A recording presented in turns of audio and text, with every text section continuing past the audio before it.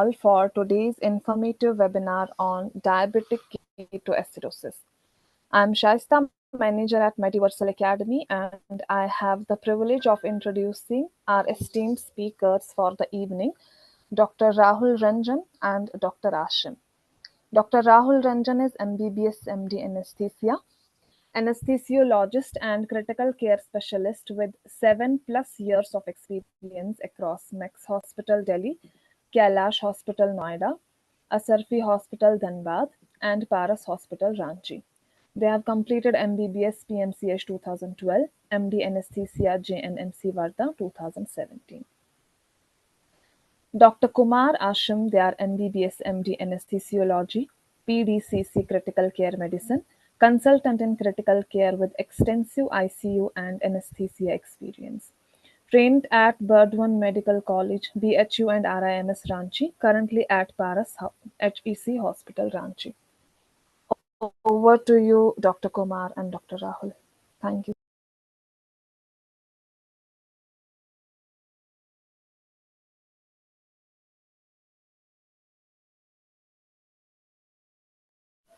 Dr. Ashim, you are not audible actually. You are on mute.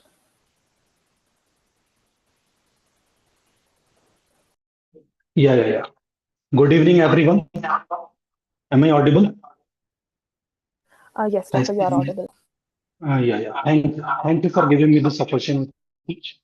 Myself, Dr. Kumar Ashim, Dr. Ashim Paul actually, and I am an MD anesthesiologist, and I am a critical care consultant in Paras Hospital, Ranchi. Today we are discussing about the diabetic ketoacidosis. That is a diabetic emergency, both the diabetic ketoacidosis and HHS. But before discussing this diabetic ketoacidosis, we have to know that how we monitor and control our glucose level in the patients in our ICU. Okay. So this is very necessary to know to prevent the happening of these emergency conditions like diabetic ketoacidosis and HHS.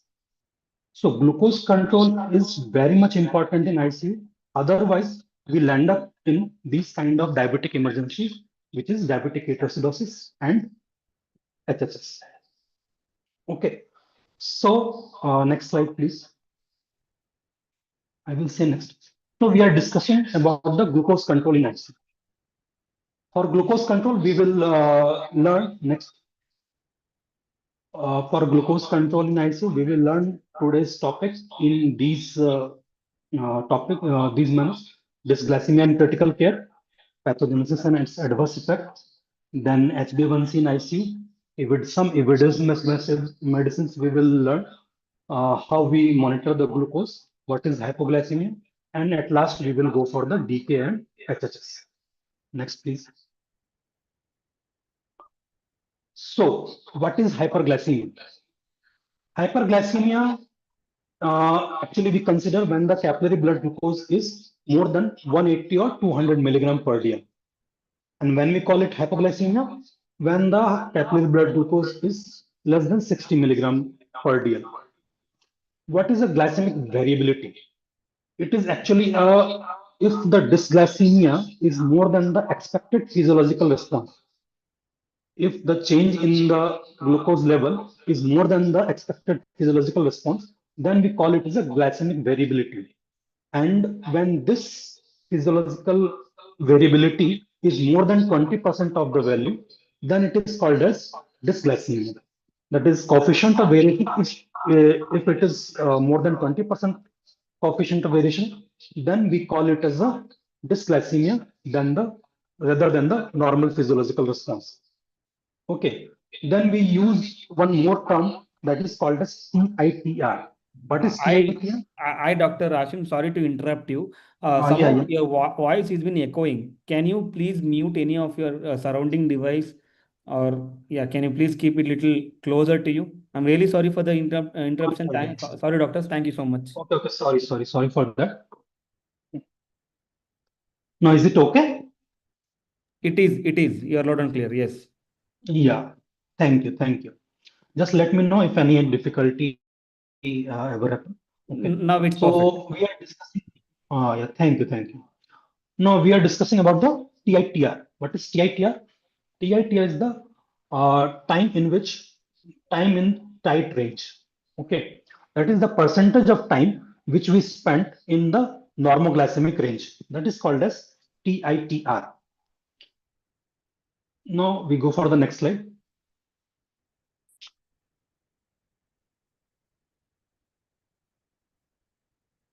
Next slide. So, whenever patient came in our ICU, uh, more than 75% of patient on ICU admission has a glucose level of more than 110 milligram per dl, and more than 12% of patient in ICU has a glucose level of more than 200 milligram per dl during the ICU admission. Previously, it was thought that the hyperglycemia is actually a adaptation response to any kind of critical illness. Okay. Therefore, it was not routinely corrected in the past. But the current concept is that it is not only adaptation response, it is also a marker of severe illness.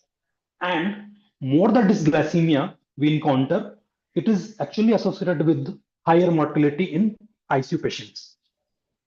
Next.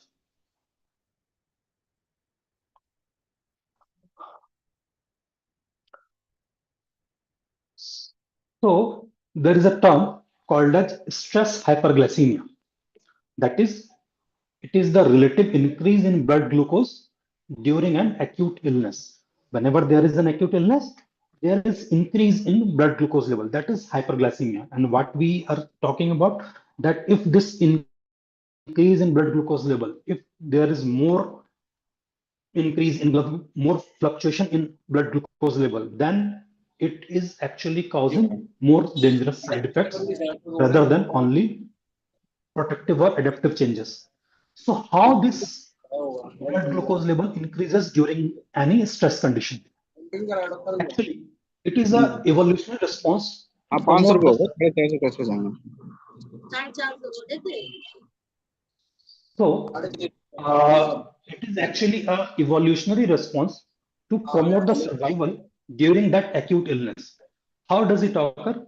That glucose is actually a primary metabolic substrate for the macrophages. We know that the macrophages are the main ingredient हाँ, ठीक है. which provide our immunity during the acute illness. They are the first response of our immune system, which during any critical condition, it activates. नहीं तो And 1800 glucose दे देना ना, 300. metabolic substrate. And also, the acute hyperglycemia ले has. नहीं है तुम I think I'm getting some voice from somewhere. Just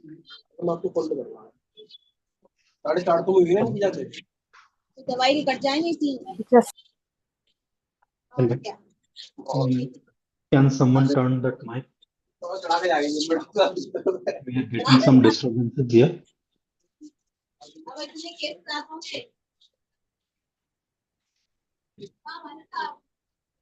So we start now. So yes. what does happen with the hyperglycemia?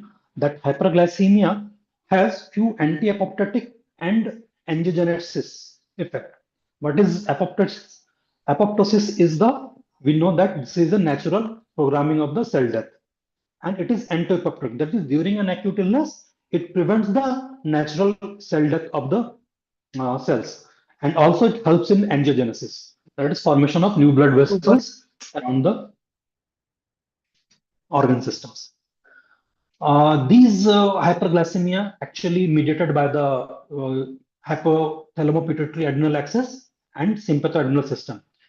Few inflammatory cytokines are there, which helps for the hyperglycemic condition. These are the IL-6, TNF-alpha, IL-1 also. These inflammatory cytokines actually increases the gluconeogenesis, glycogenolysis, and increases the insulin resistance, so that their primary response is increased hepatic glucose output, which causes the hyperglycemia. during the acute illness. Next slide.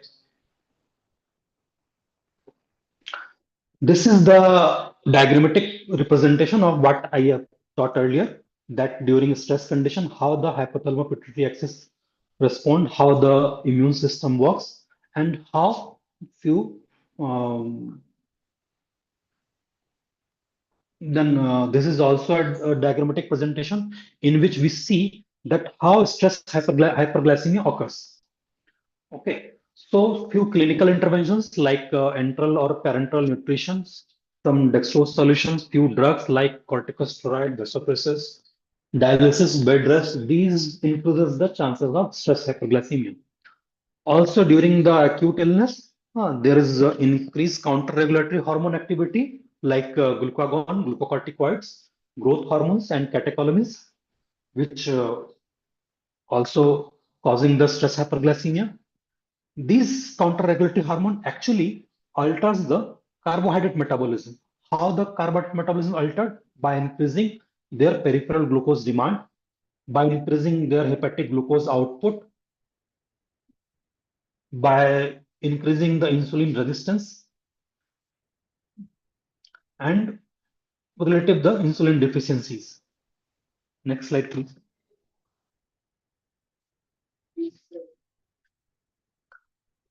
Okay, so this is the pictorial representation of this stress hyperglycemia, how stress hyperglycemia occurs. Next slide, please. Now we see the adverse effects of the hyperglycemia.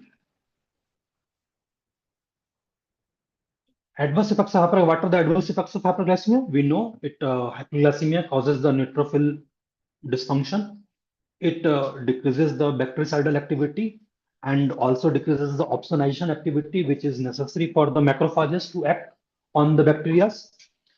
Also, the hyperglycemia causes the mitochondrial dysfunction by their inflammatory cascade. It also impaired the fibrinolysis and platelet functions. It increases the hypercoagulability. So there is more events of thrombosis, more thrombotic events. Hyperglycemia also causes the endothelial dysfunction, and it will also compromise the microcirculation. Next slide. Hyperglycemia also facilitates the protein lysis. It worsens the catabolism in the skeletal muscles. Hyperglycemia promotes the osmotic diuresis, that is hypovolemia. It causes the hypovolemia and electrolyte abnormalities. These are the osmotic diuretic events which leads to the diabetic emergencies, which are we are going to discuss later. That is DKA and HHS. This is the main cause of the DKA and HHS, which aggravates by the hypovolemia and electrolyte abnormalities. Also, hyperglycemia increases the free fatty acids levels, so that there is increased myocardial oxygen demand leading to the ischemia. There is a decreased myocardial contractility causing the LV dysfunction, and also induces the different types of cardiac arrhythmias. So till now we have seen that hyperglycemia, how it occurs, why hyperglycemia occurs, and what are the outcome of hyperglycemia, that is the adverse effects of the hyperglycemia. Now, next slide, please. Now, we have to differentiate this stress hyperglycemia from the diabetes. How we differentiate this stress hyperglycemia from the diabetes? So, there is a role of HbA1c. We all know that HbA1c is a good marker for diabetes, established marker. If it is more than 6 or 6.5, then we consider the patient as a diabetic. So, how we know that this is not a diabetic patient or this is just a stress hyperglycemia? So we calculate the glycemic gap.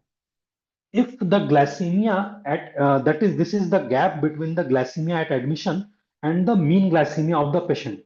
How we know the mean glycemia?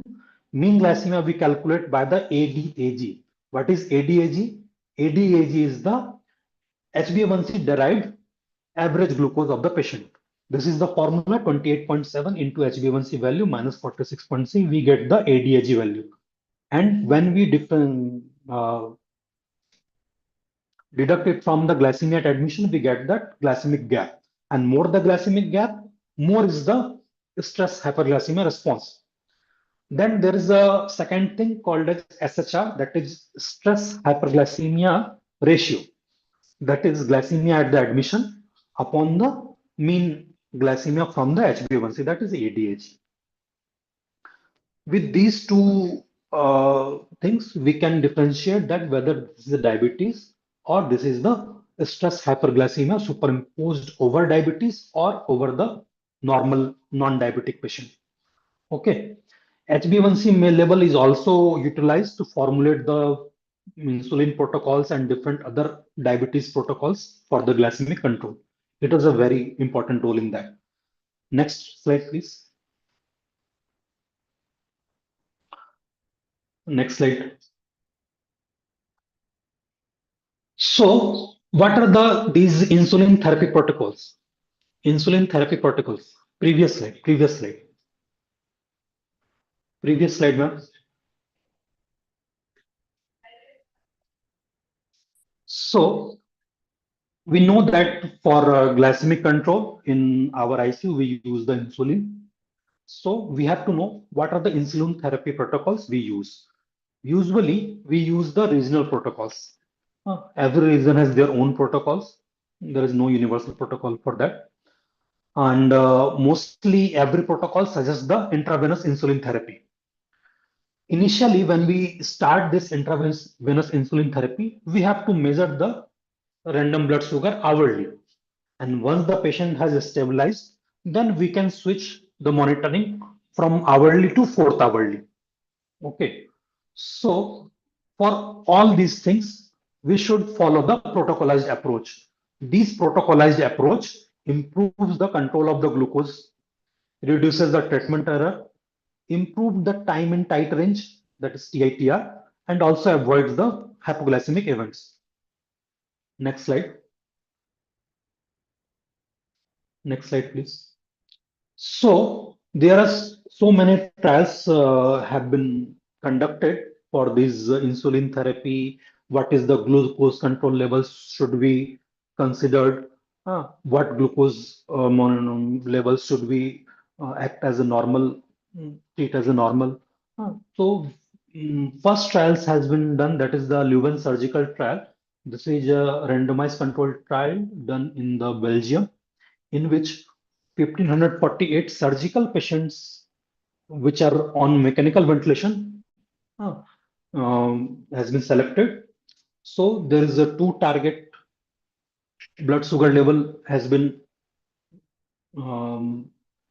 studied. That is, one is 80 to 110 milligram DL target, that is called as IIT target, that is intensive insulin therapy target. And second is 180 to 200 milligram DL target, that is the CCT, that means the conventional insulin therapy target. Primary outcome was mortality. Initially, this trial shows that there is a reduced ICU mortality with the tight control of the sugar, that is 80 to 110 milligram per DL. But then there is again second trial has been done. We go for the second slide. Next slide. Leuven medical trial. Same thing has been conducted with the medical ICU patient, not the surgical patient. So the result we found that there is no difference in the primary and secondary endpoints. But what we found that the tight control of the sugar, that is IIT, intensive insulin therapy, has a high rate of serious hypoglycemic events. And the in-hospital mortality was 43%, 52%. But they also shows the insulin infusion therapy has the reduced AKI and reduced hospital length stay. Next trial. Next slide. Then Sept trial has been done. It also suggests there is no significant difference in both the intensive insulin therapy and the conventional insulin therapy. Okay. Now next slide. There is a nice sugar trial, which is a multicentric randomized controlled trial in which 6,000 ICU patients across multiple centers has been conducted. In this group, what we see that when we have the patient which have the IIT group, that means the intensive insulin therapy group, they has the increased mortality. More deaths are mostly from the serious reasons, and there is more events of hypoglycemia, more severe events of hypoglycemia in that very group. And what we also see that versus IIT and conventional infusion therapy, that is 180 to 200 milligram per DL approach, there is no difference in the length of stay, duration of mechanical ventilation, or the RRT, that is renal replacement therapy. Post hoc analysis also done after this trial, in which we see there is a dose response relationship between the severe hypoglycemia and mortality. Next trial, next slide. The latest trial, which has been done as a glue controlled trial, which finally shows that the conventional insulin therapy has more benefit than the intensive insulin therapy. That is, that it decreases the mortality ratio. There is a less hypoglycemic events in the CIT, and we can also terminate the insulin therapy more early in case of conventional insulin therapy. And there is no difference in the mortality, length of stay, or mechanical ventilation days. So nowadays, we actually follow the conventional insulin therapy. Now next slide, please. Now we come for the glucose monitoring. How we monitor the glucose. Next slide.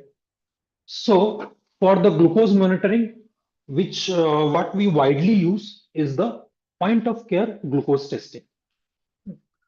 So for point of care glucose testing, we have two methods, capillary blood glucose and arterial blood glucose. In capillary blood glucose, there is a variation from 1.4% to 27.1%. And for arterial blood glucose, there is a variation from the 0 to 12.3%. This blood glucose monitoring variation are less accurate in the hypoglycemic range. For hyperglycemic range, this point of care glucose testing is more accurate. And why there is so many errors in the capillary blood glucose testing? That is, the use of insulin may also interfere with the values. If there is a edema, it may interfere with the capillary blood glucose values. And also the vasopressor use is also interfere with the capillary blood glucose value.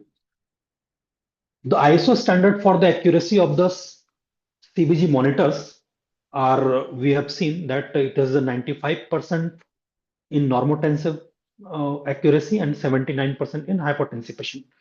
Whereas the clinical, if we talking about the clinical accuracy, it is 90% in the normotensive patient and 79.8% in the hypotensive patient. That means if patient is hypotensive, then we may have the less accurate value in terms of both clinical and the machine values. Okay. So this is about the widely used capillary blood glucose, which we use in the POC. Now we have few other monitoring system, which we are discussing. Next slide, please. We have the continuous glucose monitoring system. This is a device which placed in a subcutaneous plane, and actually this continuous term is misnomer.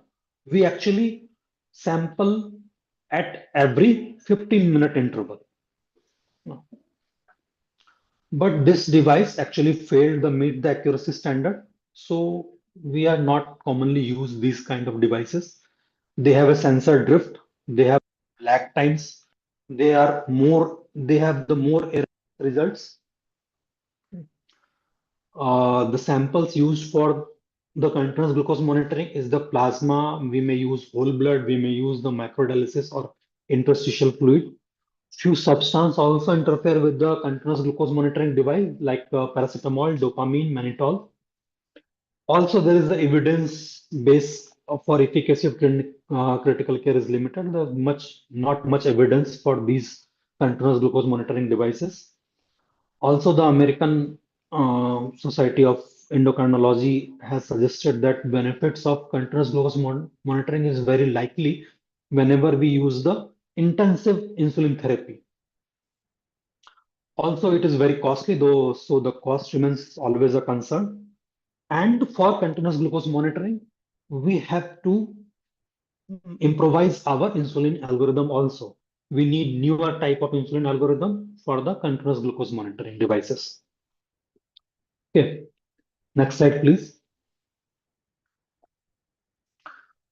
Also, there is another device. There is called as closed loop glucose monitoring. It is a kind of continuous glucose monitoring, but it delivers the insulin uh, with by himself by reading that monitor of the reading of that device. Okay, so it modulates the insulin delivery according to the glucose level which we got in the monitoring device. They have the glucose sensors. They control the algorithm, and it has the intravenous pump. It improves the glucose level without increasing the hypoglycemic event. Benefits of IIT without inherent risk of hypoglycemia is less. It decreases the nursing workload, decreases the glycemic variability, but it has the very limited evidence-based support. So we also not use these kind of device. Now next slide, please. Now we will discuss about the hypoglycemia. If the blood glucose level is less than 40 milligram percent, which occurs in more than 90% of patient, and in 32% of patient, we got the value less than 60 milligram per dl. So, what is the clinical features of hypoglycemia? Patient may have the headache, may have confusions, may have a few sympathetic responses like palpitation, sweating, and other things. Why this hypoglycemia is very dangerous?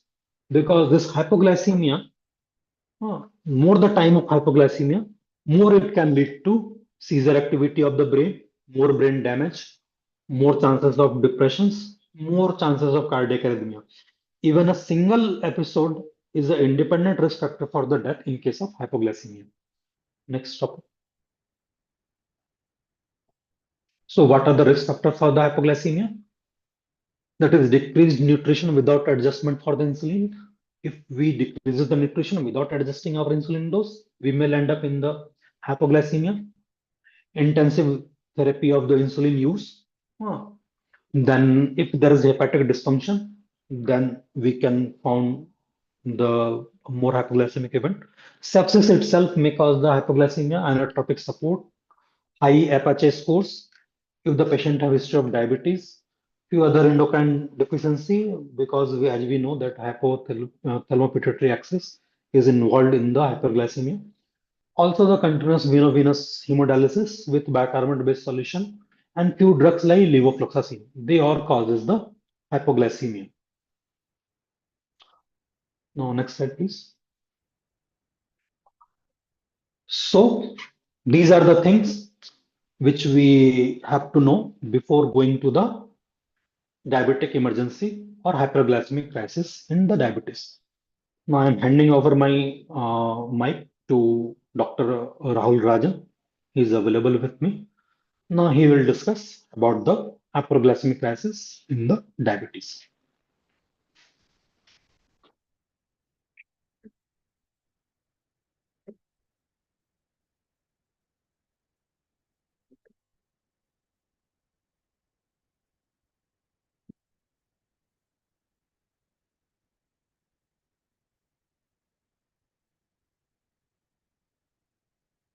Hello.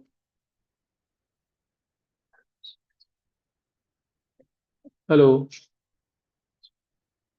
Hi, good evening, sir. Yes, sir, you're audible. Yeah, I'm Dr. Rahul Rajan, working as a consultant critical care at Paras Hospital, Ranchi. Now I will be dealing with the hyperglycemic crisis in the diabetes.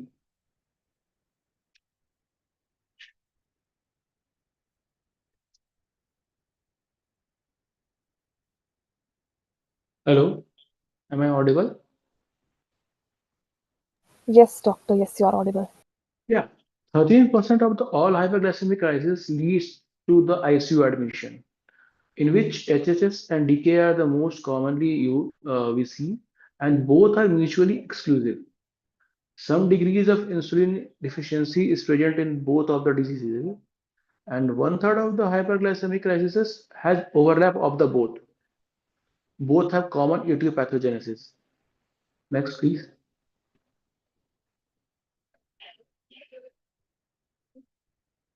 The reasons for the ICU admission in the hyperglycemic crises are myocardial infarction, congestive heart failure, acute renal failure, acute respiratory failure, altered mental status, post-operative status of most commonly GI surgeries, patients of the septic shock, hypothermia, sepsis, pancreatitis, GI bleeding, and some cases of the CKD leading to the hyperkalemia. Next.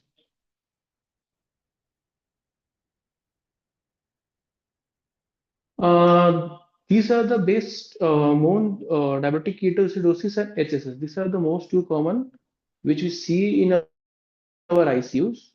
In diabetic ketoacidosis, there is severe hyperglycemia, ketone body production, and systemic acidosis. While as in HSS, there is profound hyperglycemia, but no ketone production or acidosis. In diabetic ketoacidosis, it develops over 1 or 2 days, and HSS it takes around weeks. Diabetic ketoacidosis, the most common type is in most common is seen in the type 1 type of diabetes, including in the, and also in type 2. While HSS has higher mortality rate than DKA. Next, please.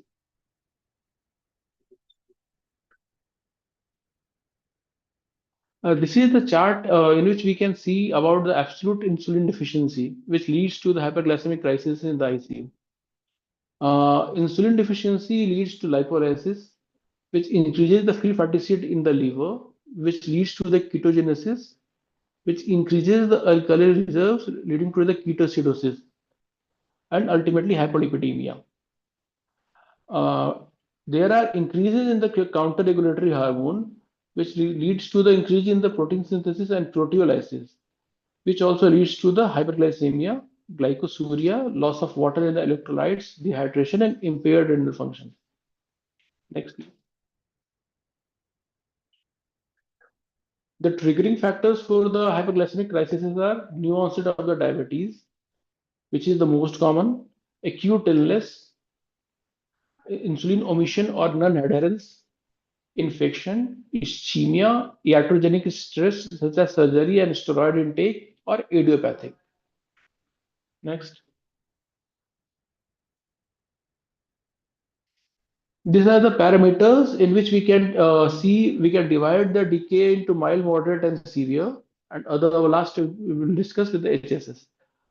In decay, in mild cases, the arterial pH is 7.25 to 7.3, and moderate 7 to 7.24. Severe, it's less than 7. Urine ketone is present in all the forms. Systemic ketones is also present in all the forms. Serum osmolality is variable. Anion gap, which is normally 8 to 10, which we will see in mild cases, it's more than 10, and moderate to severe, it's more than 12. Mental status in mild cases, the patient is alert, but in moderate cases, patient can be alert or drowsy, and in severe cases, the patient is stuporous. While as in HSS, the glucose level is more than 600, and the pH is maintained. Urine ketones may be present or may not be present. Serum osmolality is more than 320. This is the value. And the patient is usually stuporous or comatose. Next. The treatment outline. Initial hospital management is the must. There is replacement of the fluid and electrolyte and IV insulin therapy. We should watch for the complications and treat the baseline causes. Once resolved, this hyperglycemic states, we should convert to the home insulin regimen and prevent the recurrence. Next. Typical deficits in both of the diseases are, while in DKA, the water deficit is more than 100 ml per kg, in HSS is 100 to 150 ml per kg. While sodium, chloride, and other electrolytes are also deficient in both the diseases. Next.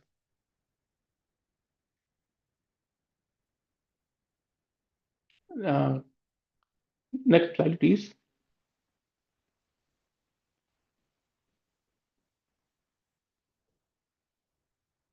Next slide, please. Yeah.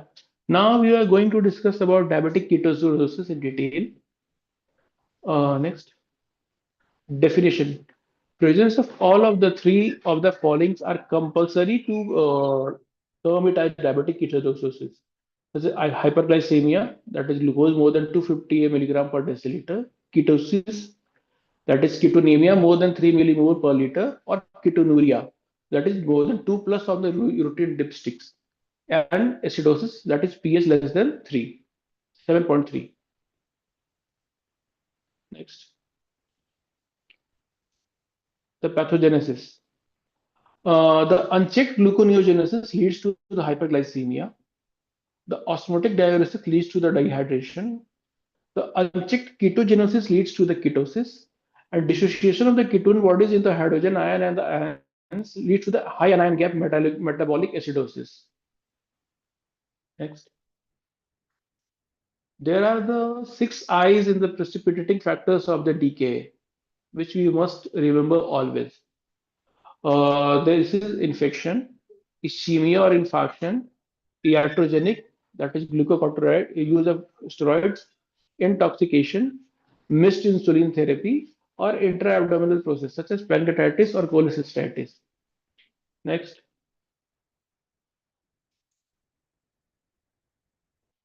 The differential diagnosis of acidosis with hyperglycemia there is in DKA there is lactic acidosis, while in HSS there is hyperchloremic metabolic acidosis. In ketosis there is starvation and alcoholic. Next. Clinical signs and symptoms of the DKA. The early manifestations are polyuria, polydipsia, polyphagia, tiredness, muscle cramps, plus facial appearance, while the late manifestations are weight loss, nausea and vomiting, abdominal pain, dehydration, acidotic breath, hypotension, shock, and altered consciousness, and ultimately leading to the coma.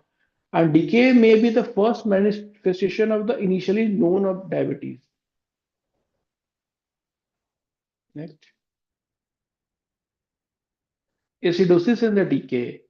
The initial presentation is that HAGMA, is high anion gap metabolic acidosis. The anion gap is mostly more than 12 milliequivalent per deciliter and is composed of anions derived from the keto acids. That is hyperchloremic acids during recovery, the fluid replacement therapy in the sodium chloride, and renal loss of the bicarb. After resolution of the ketosis, there is normal anion gap metalysis. Closing of the anion gap is the better sign of recovery than resolution of the acidosis. Next. Ketones in the diabetic ketoacidosis: acetoacetate, beta hydroxybutyrate, and acetone. And it is estimated by the nitroprusside reaction. Beta hydroxybutyrate requires specialized equipment for the measurement. During recovery, the results of the nitroprusside test are usually false positive. Best indicator for the resolution of the ketoacid is excessive in the anion presence of the anion gap. While in the recovery, there is should be the closure of the anion gap. Next. Fluid displacement therapy in the decay. There should be rapid correction, but it may lead to the cerebral edema. The fluid we have to give is 15 to 20 ml per kg of the crystalloid in the first hour, mostly sodium chloride, that is NS, at 250 to 500 ml per hour. Then we have to check for the RBS. If it comes less than 200, we should add 5% dextrose or 0.45% NS at 150 to 200 to 50 ml per hour. Hydroxyethyl esters is not preferred and it can lead to the AKI. Next. About the potassium, there is urinary loss occurs due to the glycosuria along with the sugar. The total body potassium stores are greatly reduced. Patient may be hyperkalemic at the presentation, but there is precipitous fall of the potassium during therapy due to the insulin, which leads to the inward shift of the potassium. If the potassium is less than 3.5, there should be supplementation along with the fluids. And if the patient is having hypoglycemia, it leads to a SDU admission. Next.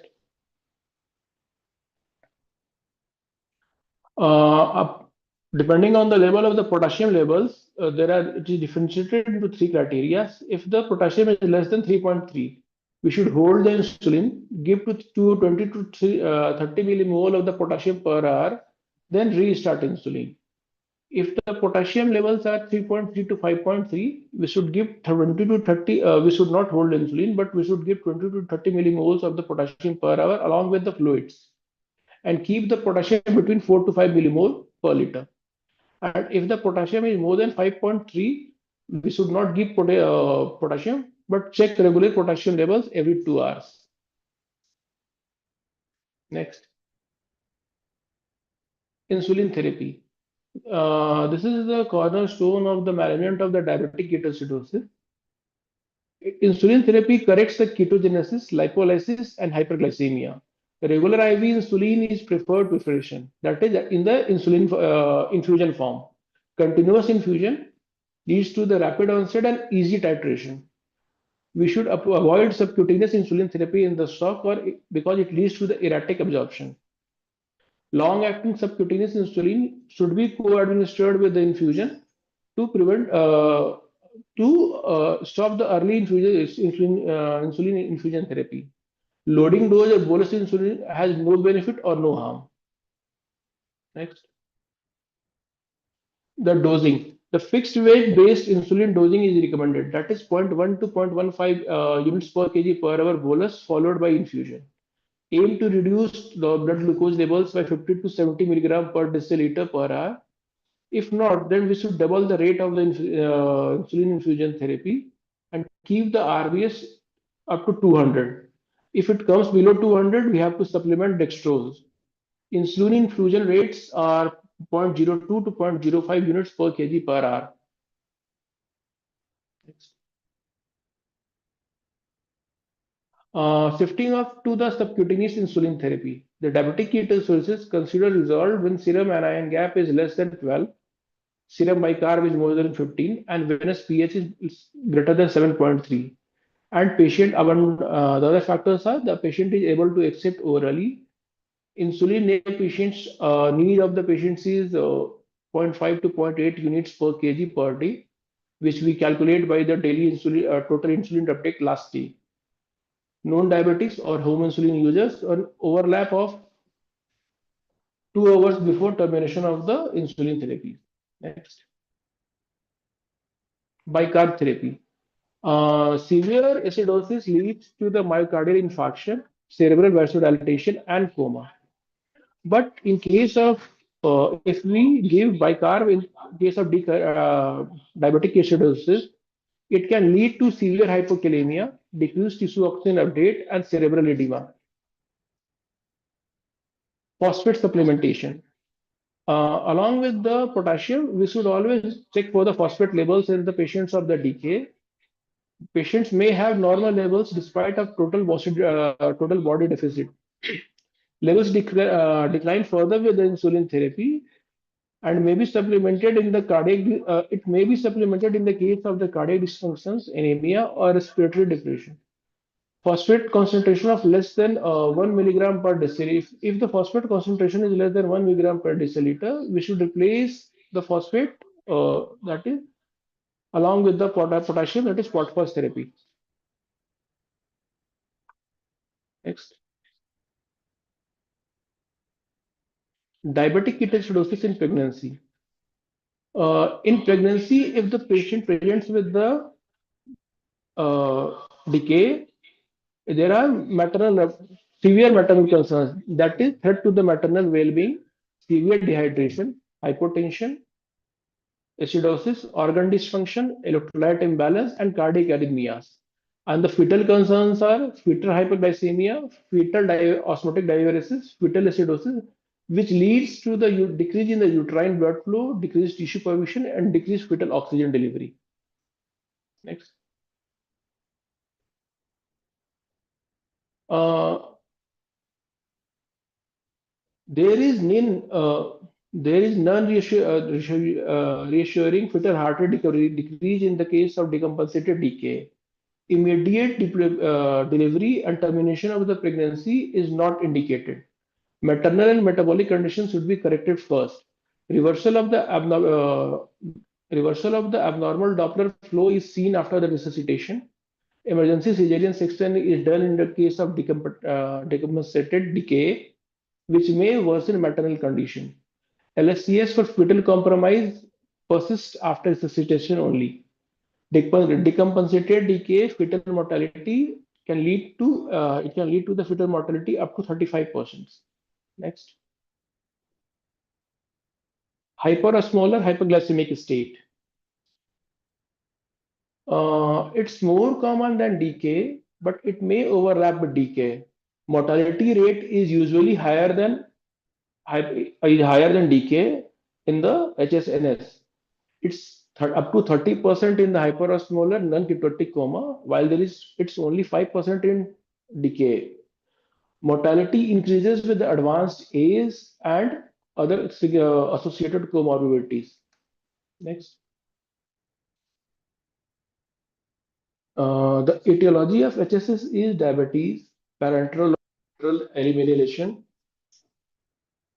GI bleed, pulmonary embolism, pancreatitis, heart-related uh, illnesses, mesenteric ischemia, infection, and myocardial infarction.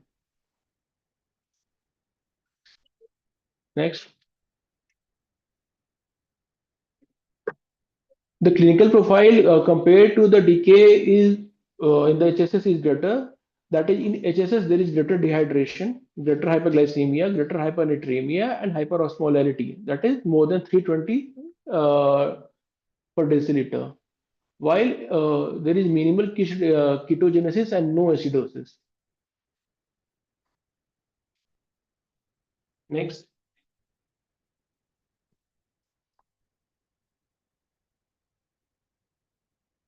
The clinical features usually we see are seen in the older patients or debilitated patients, which are often referred by the caretakers.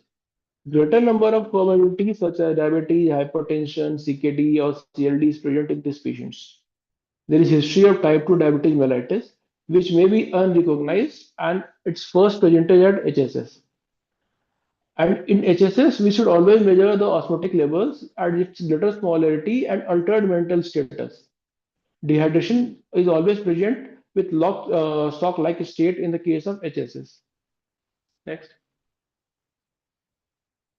The clinical features that which commonly see with the HSS are weakness, anorexia, fatigue, cough, dyspnea, and abdominal pain.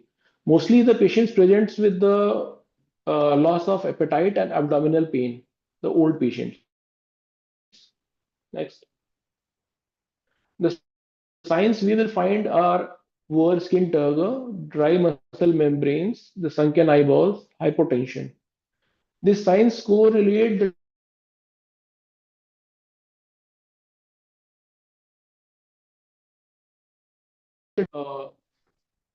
physiological imbalance.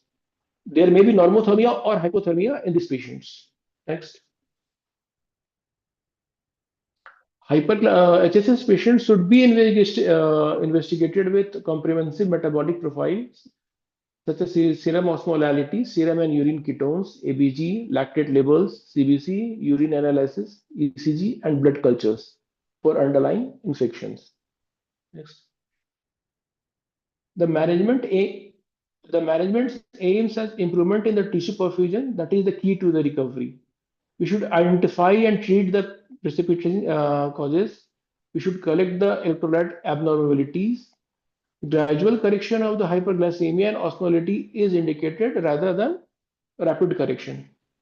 Volume repletion prior to the insulin therapy is must. There is no proven benefit for the bolus of the insulin therapy in this HSS.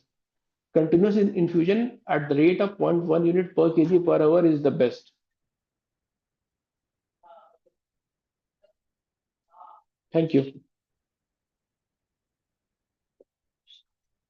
Any questions? Thank you so much.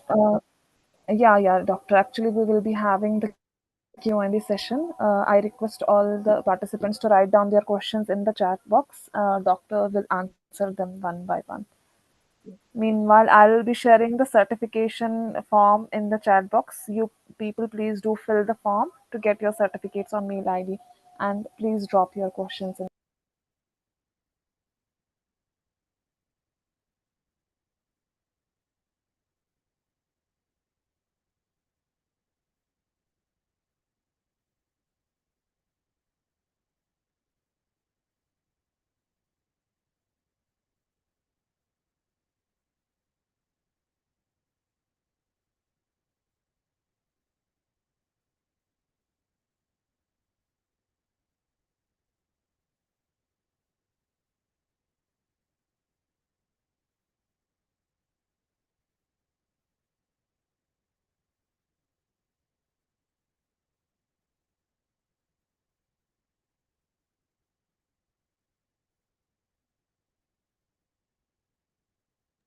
So, sir, doctor, there are some questions in the chat box.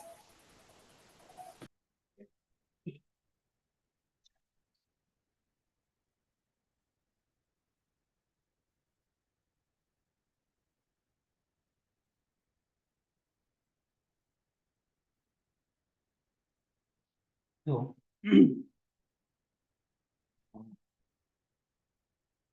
how does DKA treatment differ in the pediatric and adult groups? Okay.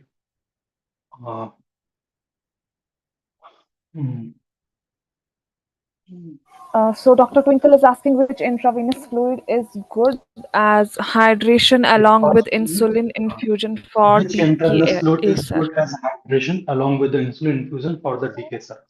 We usually use the normal saline for the glucose monitoring during the uh, um, DKA treatment.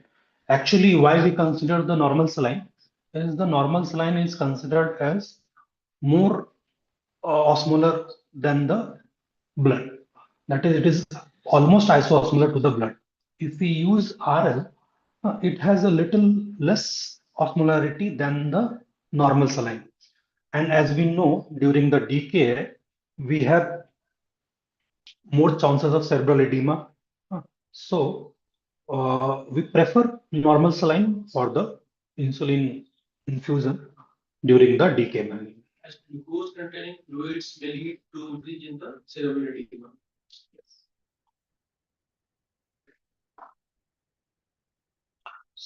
So Dr. Bhubalan is asking, can you tell about the insulin resistance?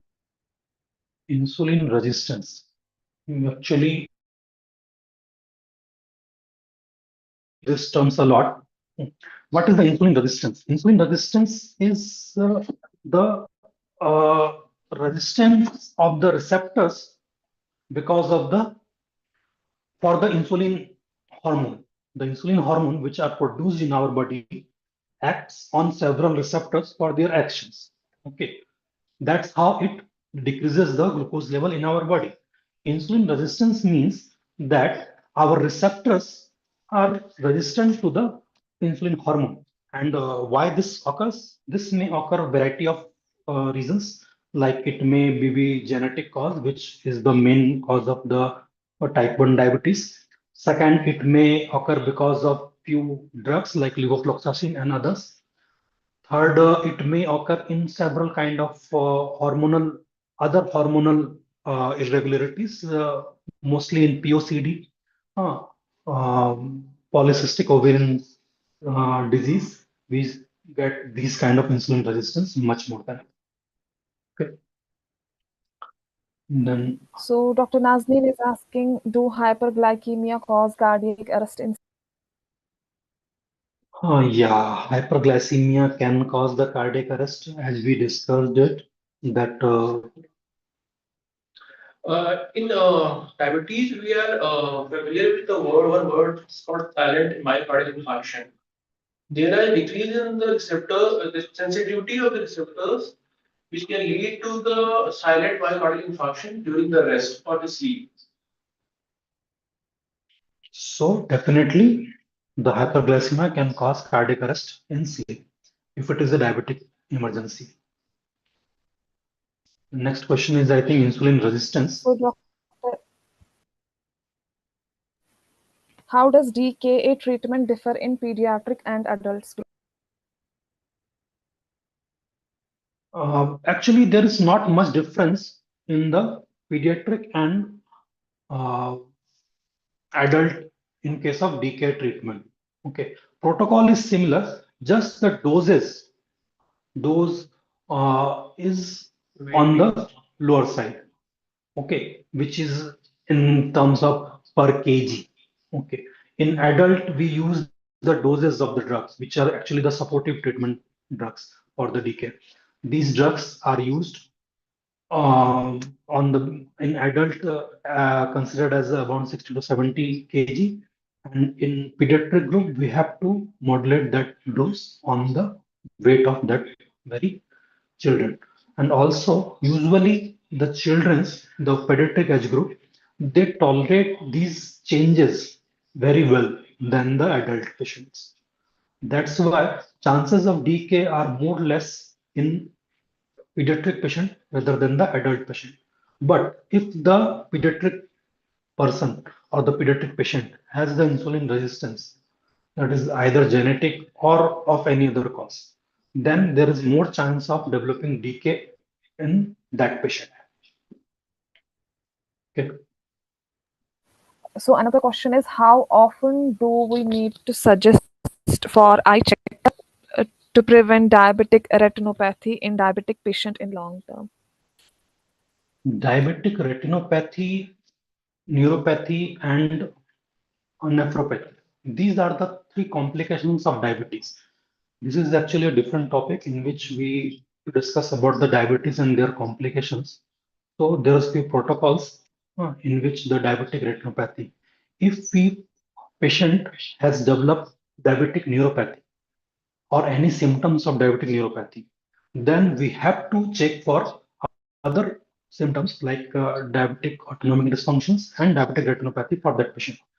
If the patient starts developing the diabetic retinopathy symptoms, which is a spectrum of several disease, there is a stages.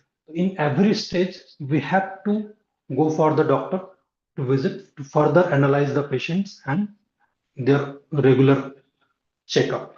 So, if the patient is diabetes and his sugar is under control, we don't need regular eye checkup if there is no uh, mm, problem in vision or any other thing. And if the patient is diabetic, uncontrolled diabetes, then they will we have to thoroughly check the patient whether he has developed the diabetic retinopathy or not. And also, if he has some symptom, then the treatment is different. There is no protocol saying that we have to check the eye for this period, after this period regularly. Okay. So the next question is, percentage of DKA in type 1 and type 2. Percentage of DKA in type 1 and type 2. In DK type 1, mostly when there is insulin deficiency, the chances are higher of developing DKA rather than in type 2 DK or diabetic ketoacidosis.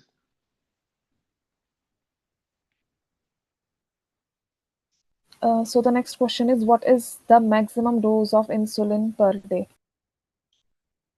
There is no limit of insulin. We have algorithms for using the insulin. There is no such maximum dose.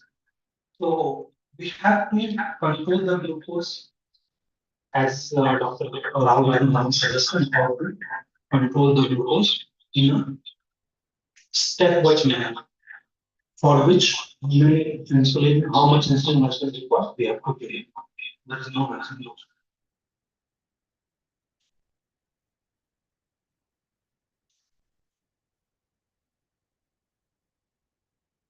Sir, Dr. Tabriz is asking, sir, tell about the use of technology such as continuous glucose monitoring in DKA. I have discussed about that, the continuous glucose monitoring, but as I told you, that this continuous glucose monitoring is not intensively used. It is a very costly. They are much more error in this technology.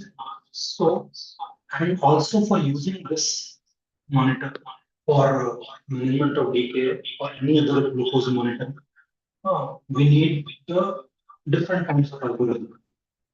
So, uh, It's not feasible every time.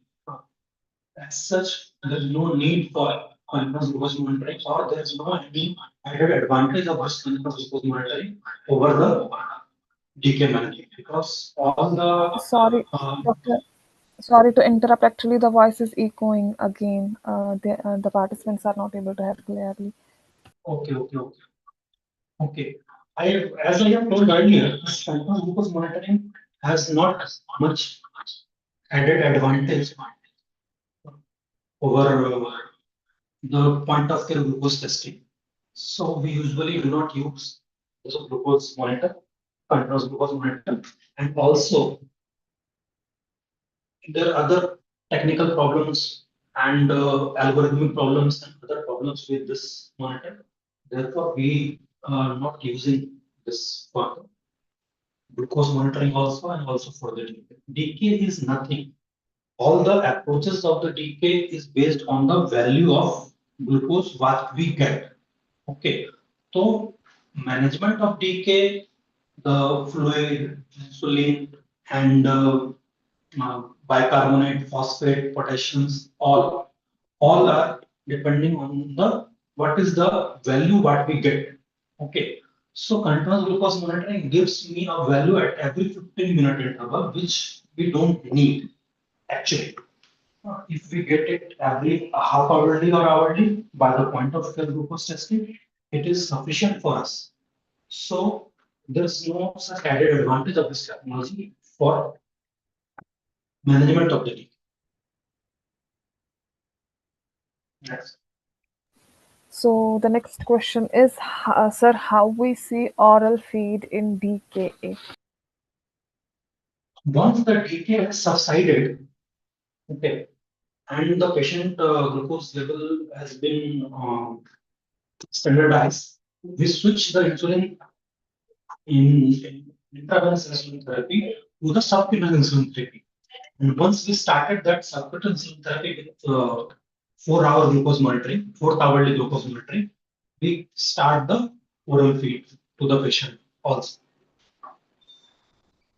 Once the patient is stabilized, first during DK, patient may have acidosis, patient may on the mechanical ventilation. If the patient conditions improves and he can tolerate the oral feed, we can switch to the oral feed at any point of time. That depends upon the patient condition or the severity of the DK, which has led up to the patient. So the next question is, Doctor, you have mentioned about stress hyperglycemia. Could you please explain it a little more? Stress hyperglycemia is nothing else. It is a hyperglycemia which occurs in the acute illness. I have told you earlier that I have discussed this hyperglycemia in detail in the slides. If you get that slide, you will get to know that what are the reasons of the stress hyperglycemia, how this stress hyperglycemia actually occurs. This hyperglycemia actually the increase in blood glucose level occurs during the acute illness. Why it occurs? It occurs to promote the survival of the patient because during acute illness there is an increased macrophage activity. So, and the glucose is the primary substrate for the macrophage. That's why there is increase in blood glucose level. Okay, also this glucose level causes the anti-apoptotic and angiogenic changes. So it is beneficial at that time of illness if the patient is acutely ill. And now this is the stress hyperglycemia. Why hyperglycemia is occurring during the illness and how this stress hyperglycemia, this hyperglycemia occurs, that occurs by the inflammatory mediators like interleukin 6, TNF alpha, how they do all these things. I have discussed it earlier in the slides that it promotes the glucogenolysis, glycogenesis, increases the insulin resistance, and increases the hepatic glucose output. Okay. So the next question is, for DKA patient on monitoring on insulin, if glucose level suddenly drops, then how to manage those patients? During DKA management, we are monitoring the glucose. Actually, what we say that the glucose level should not fall more than 50 milligram per day per hour. Okay, if the suppose the patient land up in DKA and he has a glucose level of 600, we should decrease the insulin glucose level slowly. So we decrease the insulin level to the 550, then 500 till 500 till 450. That is up to 50 to 75 milligram per day per hour. But if it occurs, if it goes down and goes below 150 or 120 milligram per day, then we have to start the dextrose containing fluid, that is D5. Okay, we should stop the normal saline at that point of time. We start the D5. We keep the blood glucose level in the range of 150 to 250 milligram per day with insulin. Okay, so that because anything you want to add? And we should also stop the insulin infusion at that time. As tight control of the blood glucose levels are not indicated in the ICU. It should be kept between 180 to 250 with insulin or without insulin. So if hypoglycemia occur, we have to give the dextrose containing fluid to the patient and brings his glucose level up till 150 to 250 milligram per day. So we have the last question. Can this stress hyperglycemia remain for years? Stress hyperglycemia is different. Whenever there is acute illness, patient will have the stress hyperglycemia. As I told you, this is the adaptive changes of the body. It is the change which promotes the survival of the patient during the acute illness. This is the normal physiological response of the body which occurs during the acute illness. But if the severity of the illness increases, then this physiological change may go haphazard. Okay, then this may land up into the DKA. Usually, the diabetic patient has more chances of stress hyperglycemia, that is more dysglycemia. What I called that word dysglycemia, that is the glycemic variability. They have more variability, therefore they have the more chances of land up into the diabetic emergency during the acute illness. Okay. But if we say that we do not have stress hyperglycemia during illness, that will not happen. Stress hyperglycemia could be of any measure to the normal patient or to the diabetic patient during any acute illness, any kind of acute illness. Okay, the difference is than diabetic and non-diabetic patient. That diabetic patient have the more chances of dysglycemia, therefore they have the more accelerated response of stress hyperglycemia. That's why they land up more into the DKA. Okay. But normal glycemic patient, which are non-diabetic, they have the stress hyperglycemia in physiological range. If the severity of illness increases that much, which may lead to this hyperglycemia or dysglycemia to a higher range, that is the glycemic gap. If this glycemic gap is much more, then they may also land up into the DKA. Okay. Thank you, Doctor. I guess we are done with the Q&A session. Thank you so much for this insightful session. And on behalf of everyone, I extend our sincere gratitude to you, Dr. Rahul and Dr. Ashim. It was a wonderful session. I hope everyone has enjoyed the session. Thank you. Thank you. Thank you for Thank you so wonderful audience. much. Thank you so much. If anyone is having any further questions, they can reach out to us. And don't forget to follow us on social media and WhatsApp channel. I will be dropping the certificate link again. Everyone, please do fill the form and you will get the certificate on your mail IDs. Thank you so much, everyone. Good night.